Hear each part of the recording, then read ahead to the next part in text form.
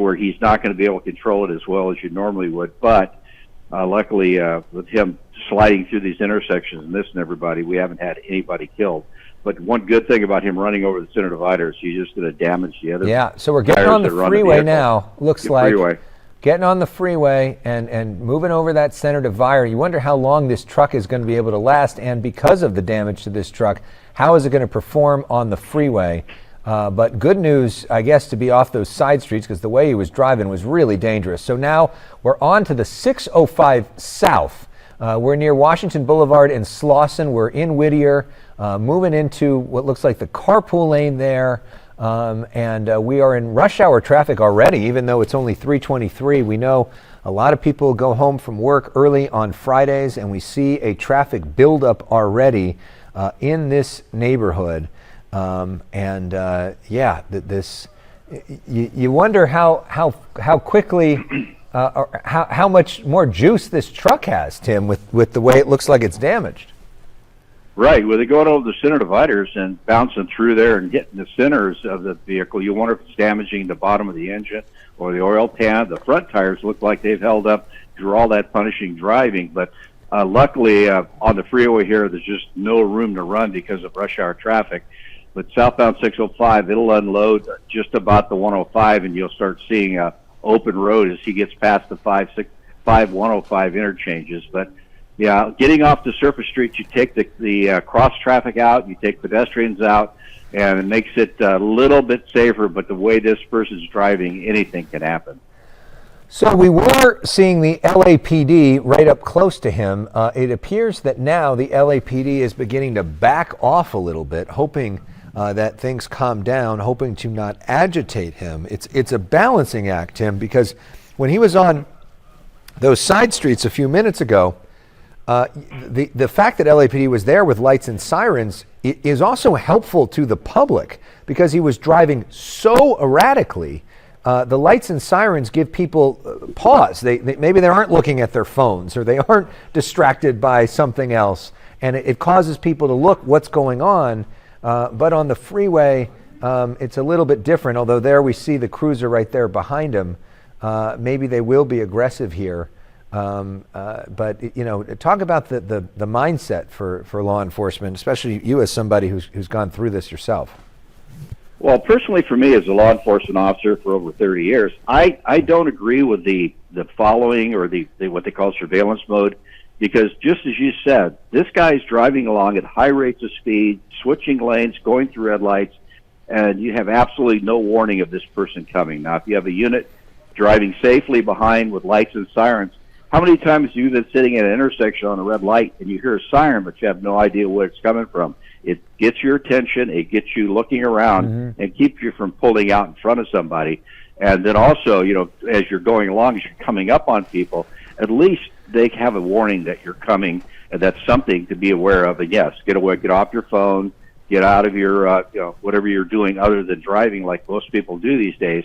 It helps out. But on the other side, you have the watch commander in the station looking at the level of driving the suspect's doing, and their policy and procedure is once it gets too dangerous, they're going to back off and let the helicopter just follow and do what I said is a surveillance mode, and just hope and pray that that person decides that he's not being chased, that he pulls over, gets out of the car. So right now, it's just a matter of time what he may do at this point, heading down south here on the 605, but getting out of that area where he's making all those turns. There's the 5 interchange I was speaking of. And once we get down past the 105, it should open up some more. You're going to probably see higher speeds. But the units that are behind him are from the 77th Division of LAPD, so they're still in pursuit.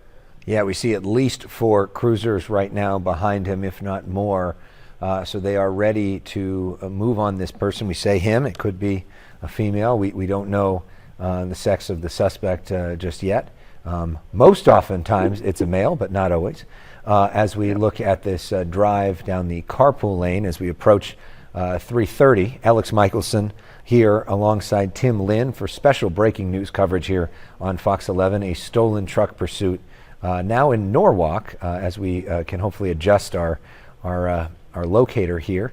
on the screen as we move out of the Whittier area into the Norwalk area as we approach 3:30. So let's, if you're just joining us as we approach the half hour, we want to get you caught up on what you may have just missed.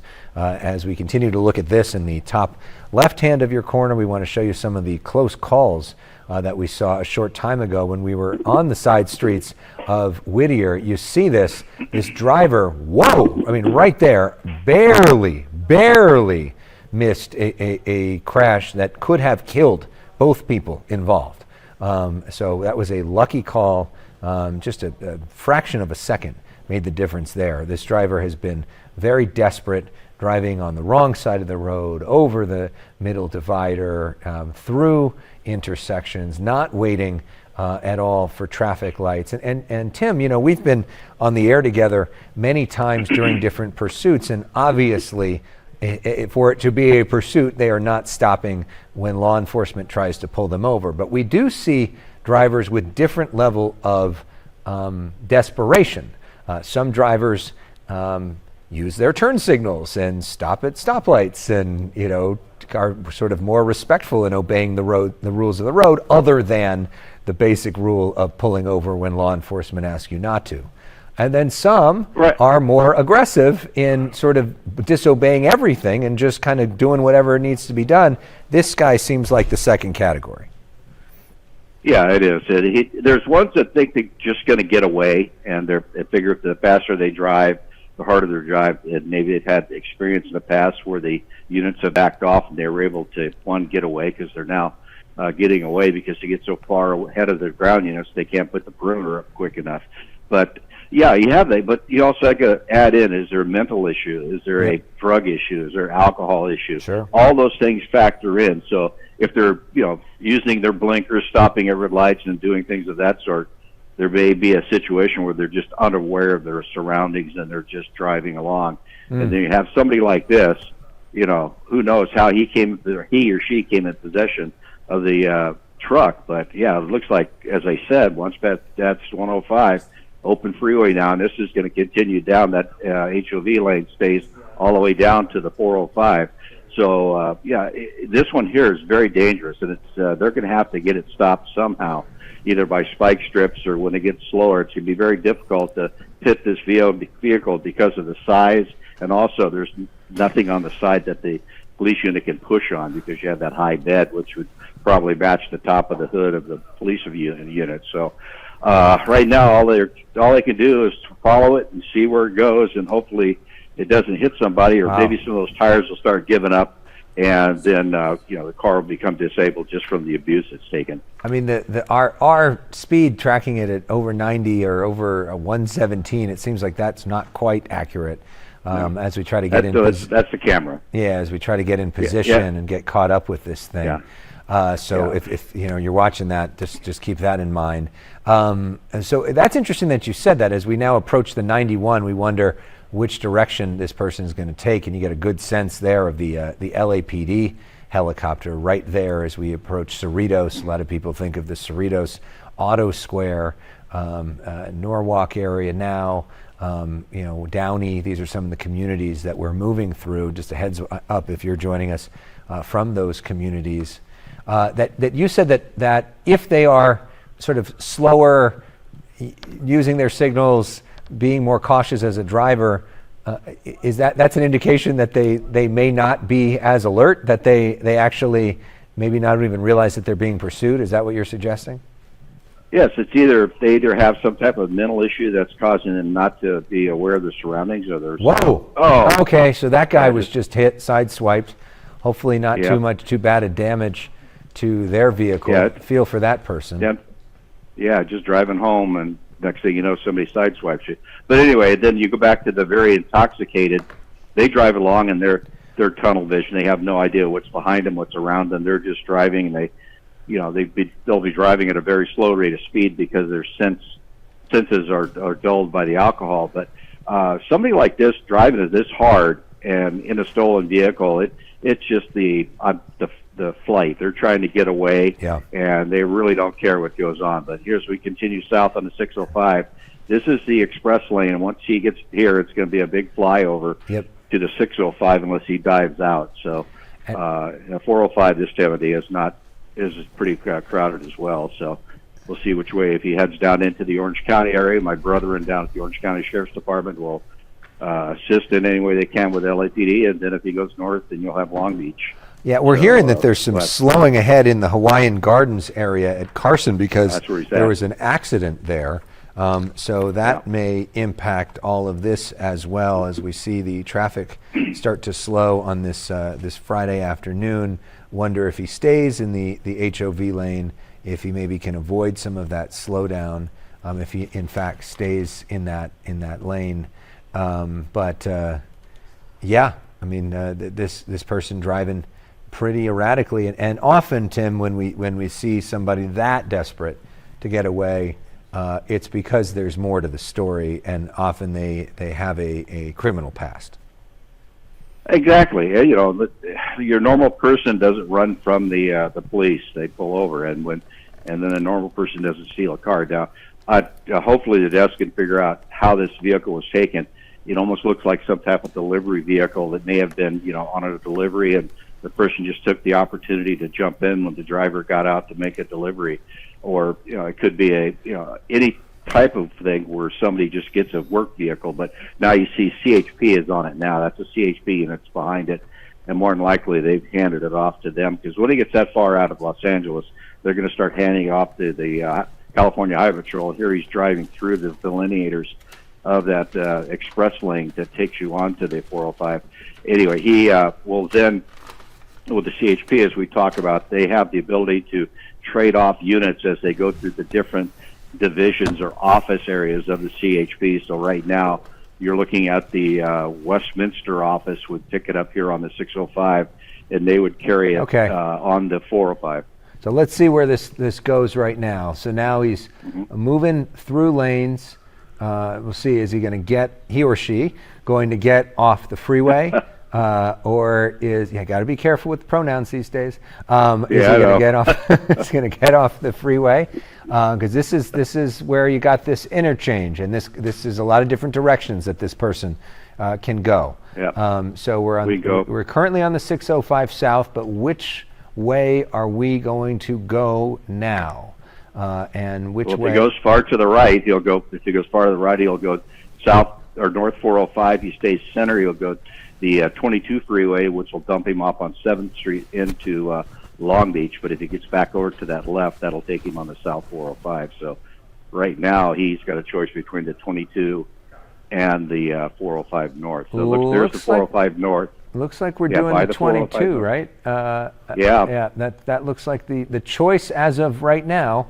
We'll see if this person sticks with that choice.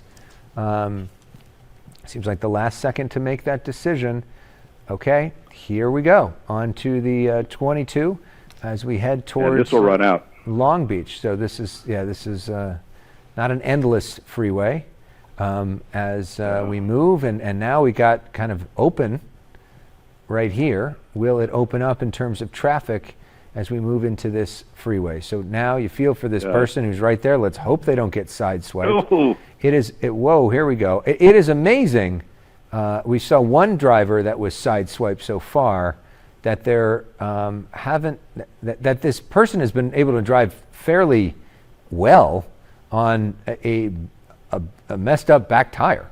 And had fairly good control of this vehicle, considering how big the vehicle is, considering the fact they're not used to driving it, presumably if it's a stolen vehicle, and considering the fact that it's so heavy and it is damaged. You saw there a cruiser that was there. You wonder if they're slowing down the freeway or trying to get people off of it. At least they're keeping track of this. All right, so we're on the 22 West now. We are near Bixby Hill as we approach Long Beach, and now we're off the freeway, as you just mentioned, and now more onto side streets.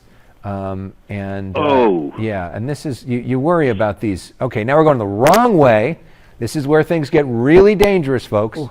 And we worry about this here, and she has had no regard for intersections. Christine Devine, my colleague here, I know you've been watching this. Yeah, wow. You talked about how dangerous this pursuit is. Look at the efforts this driver is making to get away. No worry in the world about anybody else, any other motorist, pedestrian, driver. Whoa. How long can this last? Exactly. Wow. Yeah. Whoa.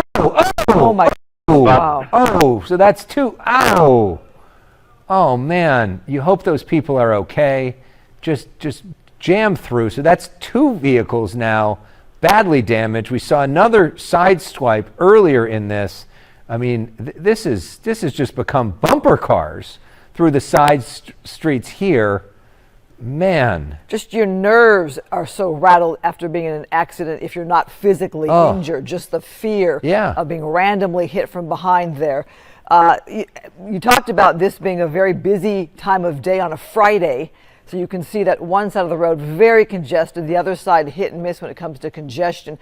But this driver cares about nobody. Nobody, and doesn't even really seem to care about his or herself, given the way that they're driving, because they are at great risk that in any one of these intersections, they could drive headfirst into a vehicle and could kill themselves or kill somebody else. Yeah, you have to wonder the mindset of this driver in such a large vehicle, driving in the wrong lanes. Okay, here we go. They have a death wish here because this person, they don't care if they kill somebody. Nope. Obviously. So you have to wonder their mindset. Oof. This is, Jesus. Those poor unsuspecting there's drivers. Somebody else. Wow.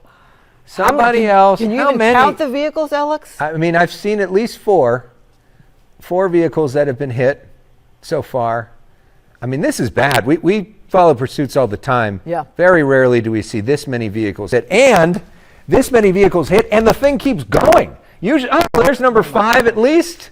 And the thing number is that flatbed is such a heavy truck. It's not getting a lot of damage or flipping over or spinning out. It's able to keep on going. Police have got to feel so badly about this. Oh no! That one could have some injuries. That one could have some into injuries. the gas station. All right, I'm hoping businesses lock your doors. Lock your doors, businesses. Give up. And this guy walks out and he's fine, and you worry about the other people that may have been impacted by this and walking out thinking that nobody sees them. I mean, what a joke. What a jerk who has put his own whatever ahead of all of these people, and it has now ruined the day and the vehicle and everything else of all of these people due to his selfish, callous decision to run like this. And you hope that those other people that were hit are okay, but some of that last hit looked really bad, and at a minimum, their vehicle is totaled. And you wonder, you hope that they're okay, because sometimes the injuries. And where's law enforcement? Where's everybody? Hard to tell if law enforcement was behind him or just got backed up in the mess of the accidents, or are keeping a really good eye on him and know exactly what they're doing and when they're going to swoop in here.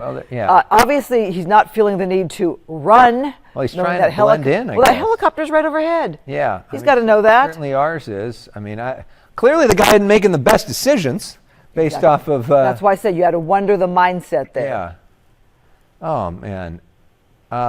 I mean, this is just... So as we watch him slowly, casually walk down the street, let's recap a little bit about what happened. The helicopter. There you go. Look at that right there on the median there. You wonder if that would do some damage or change the trajectory of that. Boom. That's 3 vehicles that are hit right there. It gets worse. Look the way it pushes that car. It gets worse. The next one coming up.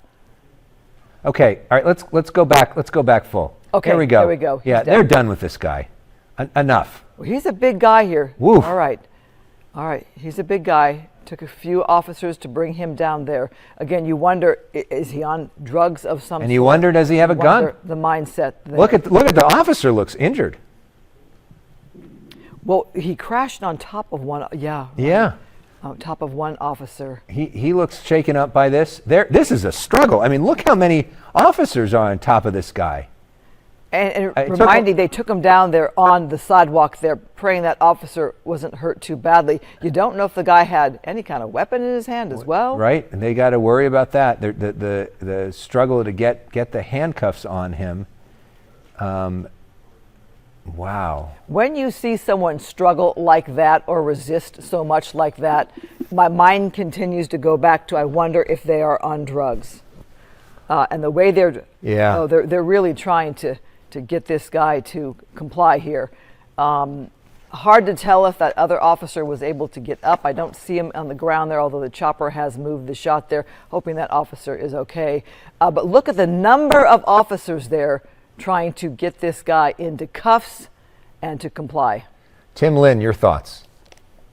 Yeah, it's just the typical struggle when somebody does not want to go into custody and they're of a physical size that it is a big struggle. Even though you have that many officers, it's hard to get somebody's arms behind them when they're as strong to be able to resist. Then if you have drugs on board that's masking the pain, they're not feeling the normal pain that somebody would. But this person here is, you see, trying to roll over and do everything he can to get away from the officers. You have officers controlling the legs, and it looks like now they do have the cuffs on, and they're checking his pockets and checking to make sure he doesn't have any weapons. But it's a struggle. If somebody doesn't want to go to jail, and they want to fight at the end, it turns into a battle, and it's just a matter of sheer weight to hold them down and to be able to get multiple officers to grab arms and turn them. And you saw the one officer punching. What that do, you try to hit him in the solar plexus to knock the wind out of him, to take some of the fight out of them, and that's a tactic that you could use once you get them around there, because they lock up on you and they won't come around. They'll do that to the solar plexus to try to get them to loosen up a little bit so you get him. But you see, even though he's handcuffed and he's got 1, 2, 3, 4, 5, 6, 7 officers on him, he's not giving up. At this point, you think they would give up, but that's what police work's about at the end of these pursuits. You never know what's going to happen or what you're going to grab onto once you get there. I mean, this guy looks like he's built like an offensive lineman. I mean, this is a big guy. And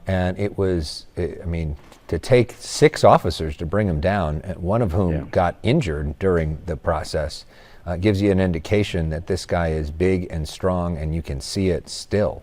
As they struggle to sort of move him around. And keeping in mind, too, you had the one officer come upon him and I don't, if I recall correctly, pushed him against a car, and then another came in, and they all went to the ground there on the sidewalk. That's a hard hit to crash onto a sidewalk like that. You could break your nose, you could hurt your hand, you could twist an ankle. Anyway, we have that one officer we saw that was struggling, looked like he was in a bit of pain, and hope he's okay. Tim, I'm wondering, as you watch this pursuit and how dangerous it was and how many vehicles this guy hit over and over, smashing into cars, what do you make of that behavior? It's just the way he acted when he got out. It was almost like he had no cares in the world. Mm-hmm. He was going to get away. So you have a person with a mindset of, I'm going to get away, and I don't care who I'm going to hurt in my process of doing that. And once he crashed and disabled the vehicle, that could not serve him anymore. He got out and just started walking away and doing exactly what they do, is they'll try to blend in and just kind of walk normally, hoping that no one notices them and they can just blend into the crowd. But that tactical flight officer aboard the LAPD helicopter kept a close eye on them and directed these officers into an area they have no idea where they're at, unfamiliar with the area, but able to direct them in and take this guy into custody with, a bit of a struggle at the end. But unfortunately, one officer injured. But now we got to go back and see what kind of injuries we have on these cars. Oh, man. Oh, that is just heartbreaking to see that. Yeah. And you wonder how many people were in that vehicle, and you just hope that there was nobody in that passenger side. I mean, that has potential for catastrophic injury right there. You see the emergency vehicle there. Yeah, looks like a medical emergency vehicle there. Both of those vehicles got hit quite hard. My thought is this suspect could have run into one of the businesses or the homes. The good thing there is, Tim, that didn't happen. Yeah, the biggest worry you have at the end of a pursuit like this, when you don't have units right close, that they'll crash, disable their vehicle, and then they will carjack somebody else and get a new vehicle. Yep. So you have to really worry about that, and especially if they're armed in that situation. But this one here, thank goodness he just walked away on the sidewalk and didn't walk out and try to jack somebody's car or go into take off one of the again. businesses. Yeah, I mean that's or go into a business and hold somebody hostage. The Sherwin-Williams paint store there. Initially, I thought it was a gas station, but it was obviously Sherwin-Williams, a bit of like a strip mall right there. And then now this driver there, and you just wonder. I mean, it was hard to keep track of how many cars that were hit over the course of this. I mean, probably maybe 8 different people, and think of that, all those individual lives, individual stories, just going about their way, probably at the end of the work week, getting ready for the weekend, getting ready to enjoy some time, hopefully with their families, or enjoy a Friday night out and off, and out of nowhere, their life changes in an instant from, this selfish, out of control driver, barreling through the streets, thinking that his need to get away is more important than anybody else's life, and putting other people's lives in danger. So if you are just joining us, we are in a special programming of this pursuit that just ended. Let's show you some video from a short time ago. Look at how desperate this driver in this stolen vehicle was to get away, driving the wrong side of the road, over the intersection, driving, hitting vehicles, including the one that's in the top left corner. That was an innocent driver who was hit. And we hope that somebody is able to get out of that vehicle. And we hope that nobody, look at that one. I mean, that one was almost somebody dying. As I'm watching this and I'm thinking, if I'm in one of those accidents, I'm thankful I'm alive after watching the way this driver is driving and how dangerous the pursuit is. And I was willing to go on to medians, also wanting to go into the wrong direction and just hitting car after car. Okay, you can see the top of your screen there. There is a stretcher. Yeah. So it looks like there is somebody in that vehicle who has been injured to the point where they need to bring a stretcher out. Well, our prayers are with the person in that vehicle. Stretcher is a good sign. Alive. I mean, that's the indication, or at least, yeah. And so, look at this. This is just this bumper car, disregard for human life. And that's not the worst of it. Just barreling through and continuing to drive on with this pretty strong truck that had a rear boom, boom, boom, boom, 1, 2, 3, continuing to go. So how many are we at now? 5, 6? It's hard to keep track. You had some before I even came on the air with you. Yeah. As we're watching that top screen, Alex, very concerning. There's the takedown. This is the takedown. Okay, watch here. They crashed there onto the sidewalk. Oh. That officer could have hit his head. Yeah, and he fell onto him. Yeah. He fell onto him. That's concrete. the officer on the concrete and the weight of that very large man. Mm-hmm. That's a hard blow to the head. Who may have been under the influence of some sort of substance and may not even be feeling pain. So that's why you see him shooken up. Although it seems to be good indication that it appeared that he was up and moving later, but you wonder, I mean, that's the kind of thing where you could get a concussion. Yeah, that'd be a hard hit. Okay, so are we seeing? Not quite sure what we're seeing here. Okay, looks like perhaps an elderly person. Oh man, yeah, elderly man. How very scary, how very sad. But oh man, and just somebody who was minding their business. Possibly a passenger where they had to pull them over to the driver's side. Not sure how that vehicle works, or perhaps the driver who is kind of thrown towards the passenger side of the vehicle. We had come back to this shot here after staying on the suspect being detained for a minute, so it's obvious it's taken them a while to get this man out of the vehicle there. And this was our biggest fear, that somebody would get hit and hurt. Yeah, it's tough to tell because there was so much happening, and our camera had to be in so many different places at once.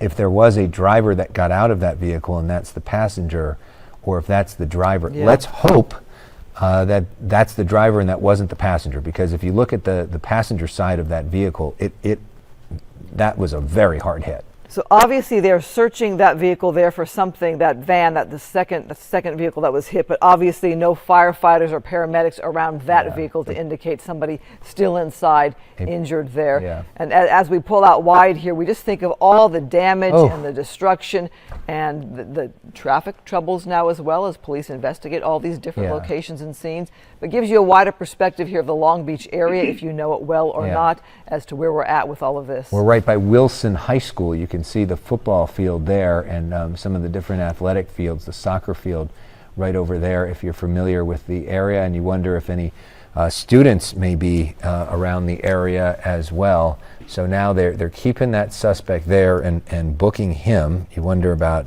his health. And the signage on that stolen truck says Tapatio Auto and Truck Welding. So wondering what that business is and if they have anything to say. And in our shot, we were following so closely this suspect's vehicle. It was hard to tell if there were police right on his tail or just the helicopter overhead. Sometimes when it's dangerous, they back off and go into what's called tracking mode. But then when you're hitting car after car, I don't know if you can stay in tracking mode when you have that kind of fear and concern and injury. Right. And damage. It's complicated. Tim, we've asked Tim Lynn. Sure. Tim, do you know if police were in tracking mode on this one?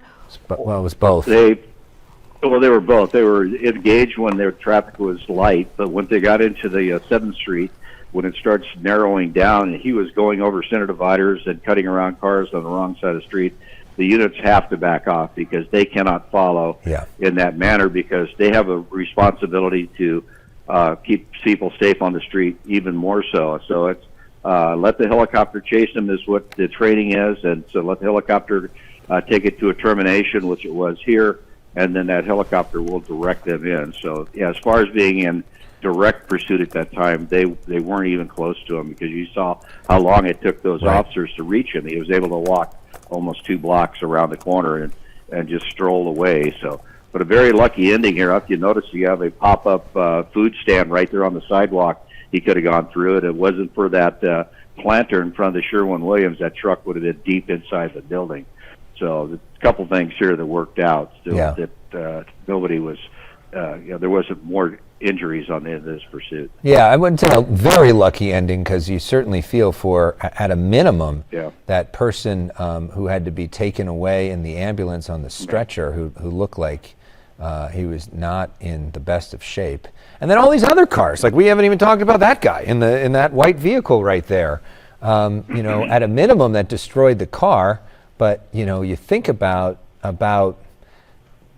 what happens to them, and then and for anybody that's ever been in an accident before or been hit from behind, sometimes the damage to your back or your spine or your neck or your emotions, the physical therapy you have to do on that kind of thing for a while is something. Not to mention your emotions, not to mention the feeling sometimes of like you're in slow motion as the whole thing happens, and the adrenaline and the fact that your car and then you got to deal with all the insurance. I can't imagine the insurance for this guy is great. The person who was involved with this stolen vehicle and all of that as well. But the first thing is you want to come out of this situation alive. And just the way that driver, that suspect, just casually walked away. Just very bizarre behavior. Again, I'm just so glad he didn't go into one of those businesses there. Nobody was taken hostage or hurt or injured. He just tried to walk down the street as if everyone wasn't watching from overhead, as if we didn't know what he looked like with the description and the outfit. He didn't try to go into anybody's home or ditch down an alleyway. He just walked down the street and turned into the neighborhood walking down the street. Very bizarre behavior.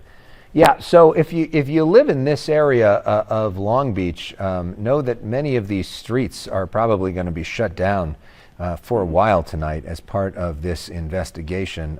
These vehicles probably aren't going anywhere anytime soon, and there's a lot to unpack here and to frankly clean up here too. So Tim, who handles the investigation here? You have multiple jurisdictions, locations, communities, and different vehicles that were hit along the way. Who handles all of that? Well, that would be the decision between LAPD and Long Beach PD, and they could all defer to the California Highway Patrol, but I would have to let them figure that out, because I wouldn't know exactly if LAPD would handle it because they're involved, or the outside agency would be Long Beach PD because it's in their jurisdiction. But it's all up to those two to figure out who does it. And like I said, they could all defer to the California Highway Patrol. But one thing I want to point out, if they re-rack the video at the collision, and you talked about being there at Wilson High School, mutual friends of ours, Kevin Takumi, that photojournalist, sent me a picture. There was a kid with a backpack in the crosswalk that was within 5 feet of that truck as he struck that white car. If they roll that back, you'll see just how close he came to that pedestrian. I mean, when I talk about being lucky, I mean, people were hurt, yes, but the potential for more injury in this was high. Cleaned out a bus bench, went almost into the paint store, and then all the people standing at the food stand. Is this a second person now we're looking at? That's suspect. The suspect. Okay. So yeah, that's standard procedure. He will go no matter what to the hospital for a pre-booking medical clearance, and then once he's cleared for booking, then he'll be transported off. That's not the suspect in this shot here. Yeah, that's not the suspect. Oh, that's the officer. No, that looks like the officer. Is it? Yeah. They took his shirt. They took his shirt off, and he's got the white shirt underneath. Yeah. I bet you that is. I'm just looking at the shoes, nice shiny shoes, and yeah, maybe. And he's over there on. Yeah. Well, if it's the officer that was, slammed to the ground in trying to detain the suspect there, that could be quite a blow to the head there, and you do want to get that checked out. The suspect still there on the scene. Yeah. They're cutting off his shirt. Tim, why do they do that in this situation? Well, I noticed some blood on his shirt when they rolled him over, so he probably has an injury of some sort. But the paramedics do that quite often. They'll just cut off all the clothing so they can look to make sure they don't miss an injury. But yeah, I see the blood on his shirt there. They're just going to cut it all off so they can look for injuries. But yeah, that officer that got hit to the ground and was taken down in the pile like a big tackle.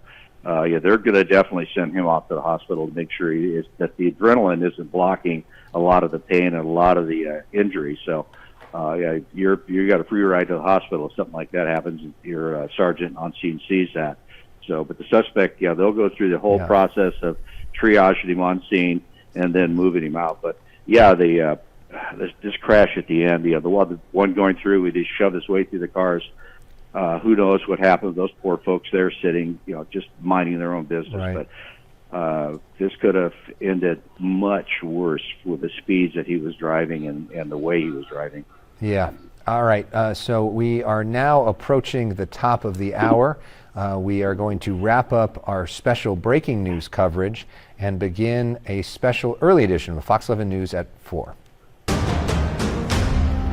Welcome to the Fox 11 News, an early edition. We're on early today because of UFL football at 5 o'clock. I'm Alex Michelson. And I'm Christine Devine. You're looking at breaking news. We are covering this at the end of this violent pursuit, violent ending here where the suspect hit both of these vehicles here in an intersection. We know at least one person injured and taken away on a gurney. The suspect walked down the street. Let's take a look at some of this pursuit here. Alex driving on the wrong side of the road here and over the median. Yeah, we've been on with you live for at least the last half hour as we watched all this unfold together. You see this driver wanted for a stolen vehicle, potentially more than that, taking this vehicle on a ride through the streets of Whittier and other nearby neighborhoods, oftentimes going on the wrong side of the road, driving over intersections, driving recklessly, and continuing to hit multiple different vehicles and not seeming to mind. Here you see some of the stretches in terms of the way this driver was driving back and forth over center medians, right there, barely missed a car, but unfortunately did connect with several different vehicles as he continued to drive. So here is some of that video. You look at this here, driving over the center median because he had such a strong heavy-duty vehicle, was able to go, but 1, 2, 3 cars hit there, and then continuing to drive on as all the rest of these people had their days ruined.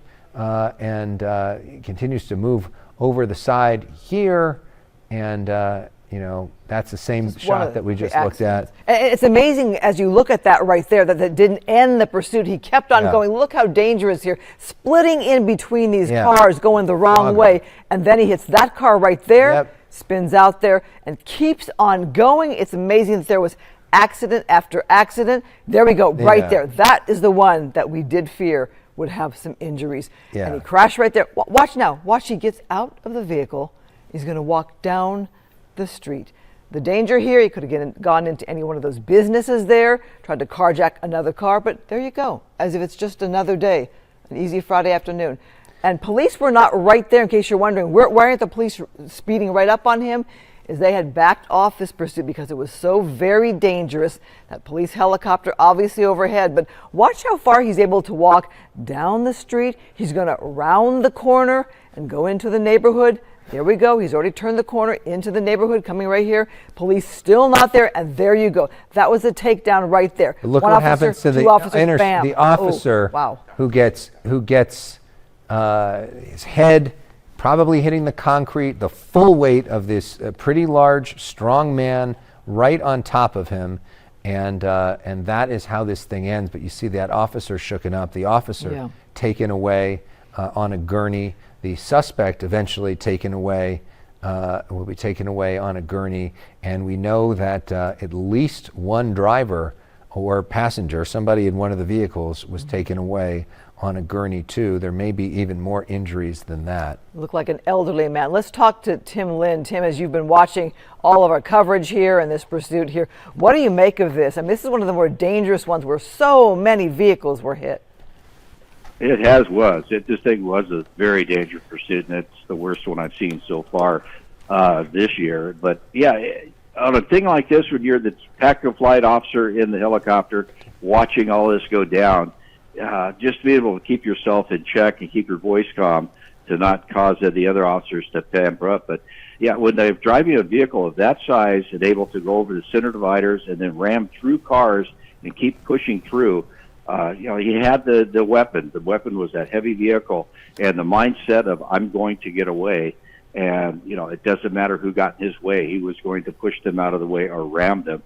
And even with that hard hit at the very end, to be able to get out and casually walk off, this shows you the mindset or the temperament of the person, not even trying to figure out what happened or look back to see if he had really hurt somebody, could care less, just walks away and wanting to just escape.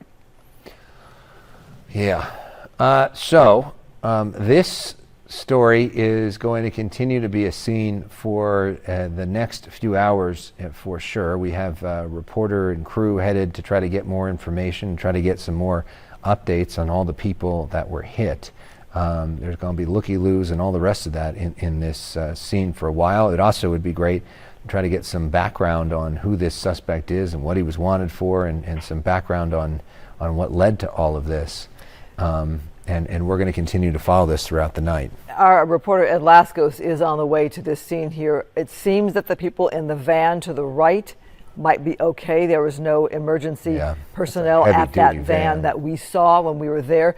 But the white van or SUV there on the left, that's where you saw an elderly man who looked like he was pretty shaken up there. We're not sure if he was the driver or the passenger.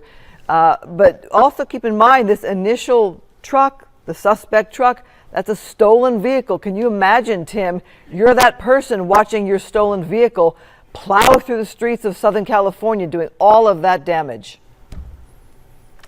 It could very well watching your livelihood go away, because that might be the only asset they have to do their business. So completely destroyed, not able to be used ever again. So now they have that to deal with, but it pales in comparison to the folks that got hit by this, and just hope that they are going to come out of this okay and not have long-lasting injuries. Long trail of destruction on this one, and don't like seeing that. All right, Tim, thank you for your perspective on all this, always valuable. We're going to continue to try to gather more information and likely go back to this